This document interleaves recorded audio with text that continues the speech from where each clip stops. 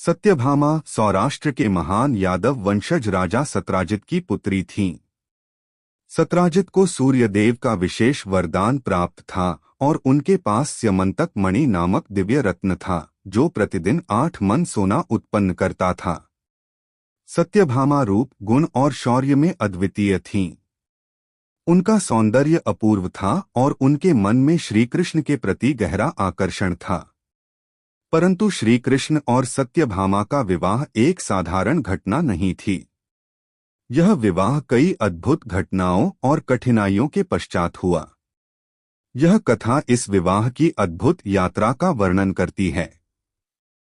द्वारका में एक समय सत्राजित ने घोर तपस्या कर सूर्यदेव को प्रसन्न किया। सूर्यदेव ने प्रसन्न होकर सत्राजित को स्यमंतक मणि प्रदान की। यह मणि अद्भुत थी। इससे प्रतिदिन 8 मन सोना उत्पन्न होता था और यह जहां भी रहती वहां अकाल, महामारी और अशुभ घटनाएं नहीं घटतीं।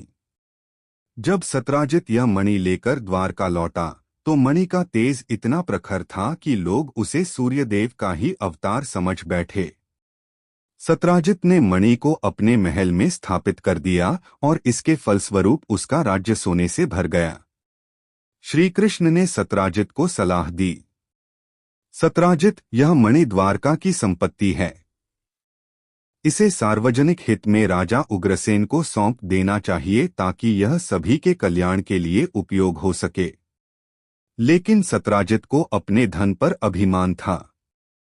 उसने मणि को राजा उग्रसेन को न सौंपने का निश्चय किया। कुछ समय बाद सत्राजित ने स्यमंतक मणि अपने भाई प्रसेन को दे दी। एक दिन प्रसेन उस मणि को लेकर शिकार पर गया।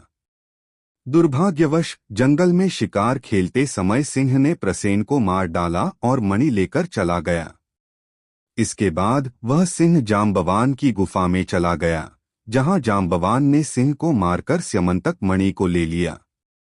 जब प्रसेन शिकार से नहीं लौटा तो सत्राजित ने श्रीकृष्ण पर स्यमंतक मणि की चोरी और अपने भाई की हत्या का आरोप लगा दिया। द्वारका में इस घटना से हड़कंप मच गया।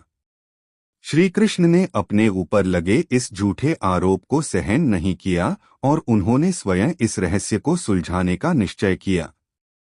श्रीकृष्ण ने खोज करते हुए जंगल में जाकर प्रसेन के शव को देखा और उनके बगल में सिंह के पंजों के निशान पाए। उन्होंने सिंह का पीछा किया और अंततः जांबवान की गुफा में जा पहुंचे। वहां उन्होंने देखा कि जांबवान ने स्यमंतक मणि को अपनी पुत्री जांबवती को उपहार स्वरूप दे रखा है। श्रीकृष्ण और जांबवान के बीच भयंकर युद्ध हुआ, जो 28 दिनों तक चला। अंततः जांबवान को यह एहसास हुआ कि वह स्वयं श्रीराम के ही परम रूप श्रीकृष्ण से युद्ध कर रहे हैं। उन्होंने हाथ जोड़कर क्षमा मांगी और श्रीकृष्ण को स्यमंतक मणि समर्पित कर दी। साथ ही अपनी पुत्री जांबवती का विवाह भी श्रीकृष्ण से कर दिया।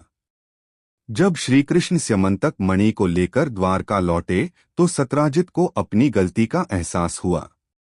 उसने श्रीकृष्ण से क्षमा मांगी और अपने किए पर पश्चाताप किया। सत्राजित ने श्रीकृष्ण से कहा, हे द्वारकाधीश, आपने मेरे परिवार को अपयश से बचाया। आप केवल द्वारका के ही नहीं बल्कि संपूर्ण लोकों के रक्षक हैं। अपनी भूल का प्रायश्चित करने के लिए सत्राजित ने श्रीकृष्ण को स्यमंतक मणि भेंट करने का प्रस्ताव रखा, लेकिन श्रीकृष्ण ने मणि को स्वीकार करने से मना कर दिया और उसे सत्राजित को ही सौंप दिया। सत्राजित ने एक और प्रस्ताव रखा, हे कृष्ण, मेरी पुत्री सत्यभामा रूप और गुणों में अद्वितीय है। यदि आप स्वीकार करें तो मैं अपनी पुत्री का विवाह आपके साथ करना चाहता हूं। श्रीकृष्ण ने सत्यभामा को बचपन से ही देखा था। सत्यभामा न केवल रूपसी थीं, बल्कि उनमें शौर्य और दृढ़ता भी थी। श्रीकृष्ण ने सत्राजित का प्रस्ताव सहर्ष स्वीकार कर लिया। श्रीकृष्ण और सत्यभामा का विवाह अत्यंत भव्यता से संपन्न हुआ। द्वारका को दुल्हन की तरह सजाया गया। नगरवासियों ने उत्सव मनाया। सभी दिशाओं में मंगलध्वनि गूंज उठी। सत्यभामा का स्वयंवर नहीं हुआ, क्योंकि यह विवाह सत्राजित के अनुरोध पर तय हुआ था। श्री कृष्ण ने सत्यभामा का हाथ थामा और सप्तपदी की रस्म निभाई। द्वारका में हर्षोल्लास का माहौल छा गया। सत्यभामा अब द्वारका की महारानी बन गईं। वे अत्यंत आत्मविश्वासी और अद्वितीय सौंदर्य की स्वामिनी थीं। श्री कृष्ण और सत्यभामा का प्रेम भी अत्यंत प्रगाढ़ था, लेकिन सत्यभामा के स्वभाव में कहीं न कहीं गर्व और अहंकार का अंश छिपा था, जो आगे चलकर तुलाभार प्रसंग में प्रकट हुआ। सत्यभामा अत्यंत साहसी और स्वाभिमानी थीं।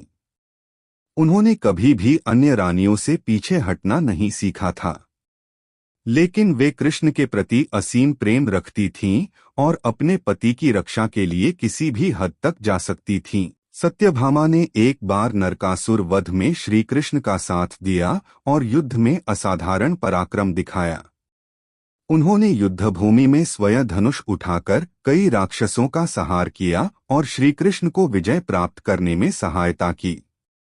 श्री कृष्ण भी सत्यभामा के साहस और समर्पण से अत्यंत प्रभावित थे, लेकिन सत्यभामा के स्वभाव में थोड़ा सा गर्व और अधिकार भाव था। उन्हें इस बात का गर्व था कि वे श्री कृष्ण की सबसे प्रिय पत्नी हैं। सत्यभामा ने अंततः अपने अहंकार का त्याग किया और पूर्ण समर्पण के साथ श्री कृष्ण की सेवा में लग गईं। अगर कहानी अच्छी लगी तो लाइक, शेयर और सब्सक्राइब कर दीजिए।